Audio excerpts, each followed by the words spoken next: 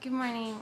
My name is Heather Walters, and today I'm going to talk to you about training children. A lot of people ask me, how I get my children to obey, or how do I get them to be loving and kind and look out for each other. And okay, so when I was younger, I felt very overwhelmed with all the children, and I started asking a lot of women older than me that had older children, what they do. And one of the women recommended a book by a Mennonite family. And so at the time, around that time, I lived in Ohio, where a lot of like Amish and Mennonite people lived. And when I saw them go shopping at the store, their children were so quiet and so well behaved, not like my children trying to jump out of the cart. So I was like, all right, so I'm gonna read this book by these Mennonite people. I'm gonna find out, what they know. So I read the book, and one of the things that I believe helped me so much was the writer of the book said, we don't wait for our children to, commit an offense before we start correcting them. We start correcting them as soon as we see a sign that their heart's attitude is wrong.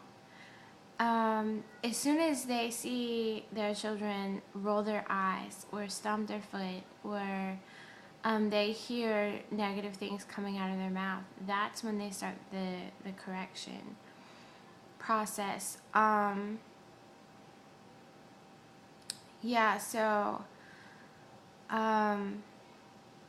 that's when to start the correction process. We don't do like, I'm gonna count to 3. 1, 2, 3. Okay, you better obey now. I mean, it sounds kind of silly when I say it, but when I read it in the book, I was like, oh my goodness, that's me. And 3 has never worked. My kid never says at the count of 3, wow, I better obey now because mom counted to the number 3. No, of course not. That's silly. Um, you know, basically by the time I get to 3, I'm the one that's angry, and basically my child has tortured me. So, we never wait till we're angry to correct the children.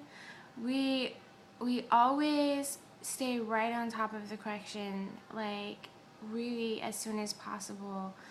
And correction, as far as discipline, it can be, it can be standing in the corner. It can be